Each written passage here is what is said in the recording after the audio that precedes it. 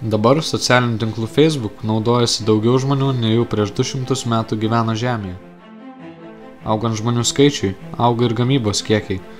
Perprodukcija tapo tokia didelė, jog valdžia privalėjo pradėti taikyti ribojimų sistemą gamintojams. Nepaisant šių reguliavimų, vien ES šalyse per metus išmetama daugiau nei 2500 milijonų tonų atliekų. Dauguma jų vienokiais ar kitokiais būdais įmanoma perdirbti, tačiau maistinės atliekos į šį sąrašą nepatenka.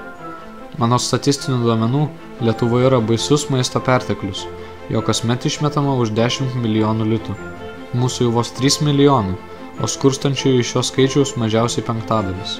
Tai yra daugiau nei 500 milijonų.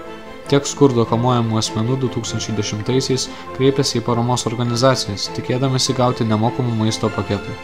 Skaudus paradoksas – maisto produktų turime gerokai per daug, negu išgalime įsigyti. Siekdami įgyti daugiau statistinių žinių, kalbiname Kėdainių rajono savivaldybės visuomenės sveikatos biuro direktorę Danguolę Avižiuvienę. Interviu metu sužinojome, jog nesuvartoto maisto išmetimui didelės įtakos turi žmonių finansinė padėtis. Pasiturinčiose šalyse net iki 40% maisto yra išmetama. Globaliai vienas statistinis asmuo išmeta apie 100 kg maisto per metus, tuo tarpu statistinis lietuvis 50 kg. Pasaulyje bendrai per metus išmetama apie 1,3 milijardų tonų atliekų.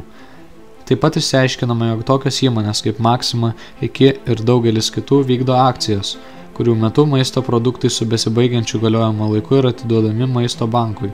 Prie šios labdaringos veiklos gali prisidėti kiekvienas. Vien prekybos centras Iki per metus paaukoja maisto produktų už 12 milijonų litų.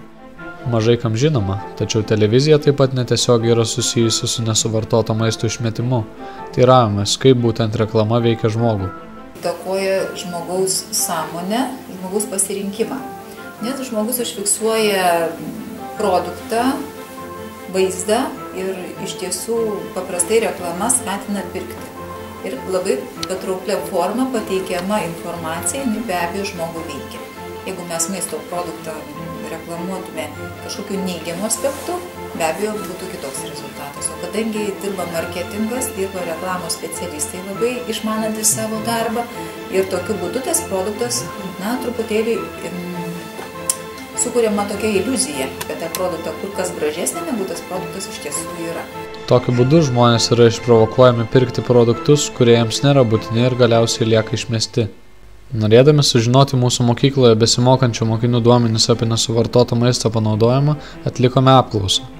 Pastebėjome, jog net pusė nesuvartoto maisto mokinių namuose atiduodama gyvuliams ir tik 1/4 jį išmeta su kitomis atliekomis. Dėl maistinių atliekų kompostavimas net kaimiškoje vietovėje nėra dažnas reiškinys. Tai daro tik apie 6% apklaustųjų. Kaip pateikiama diagramoje, beveik pusė respondentų teigia, jog šventiniu laikotarpiu ir išmeta ir suvartoja daugiau maisto nei įprastai. Norėjome išsiaiškinti, kokios rūšies maisto produktai išmetami dažniausiai, tačiau vieną produktą išskirti nepavyko. Visų rūšių gaminiai išmetami apytiksliai vienodai. Nedaugiau nei pusė apklaustųjų teigia, jog greičiau ar dažniau jaučia potraukį eiti apsipirkti, net jei tai nėra reikalinga. Dauguma respondentų pripažįsta, kad tikslingiau suplanavę savo pirkinių sąrašą galėtų ne tik sutaupyti dalį pinigų, tačiau ir išmestų mažiau maisto. Apklausa parodė, jog net apytiksliai 2/3 apklaustųjų nepakanka turimos informacijos arba jie visiškai nesidomi nesuvartoto maisto panaudojimo galimybėmis. Tiksliai suplanuokime pirkinių sąrašą dar prieš eidami apsipirkti. Atkreipkime dėmesį, ar produktas yra importinis. Tokie gaminiai dažniausiai yra ilgiau sandėliuojami dar prieš juos pateikiant pirkėjui. Pirkdami juos pralošiame šiek tiek laiko iki jų galiojimo pabaigos. Nemeskime nesuvartotų maisto produktų į šiukšliadėžę. Stenkimės jas kompostuoti arba atiduoti gyvuliams. Apsipirkime tik esant reikalui. Neleiskime savo tapti priklausomais nuo apsilankymų parduotuvėse. Stenkimės daugiau domėtis apie maisto paruošimo, išmetimo, vartojimo būdus ir galimybės. Jei jaučiame, jog nupirktas maisto produktas nėra reikalingas, tačiau yra tinkamas vartoti, atiduokime jį kokiai nors labdaringai organizacijai, pavyzdžiui, maisto bankui.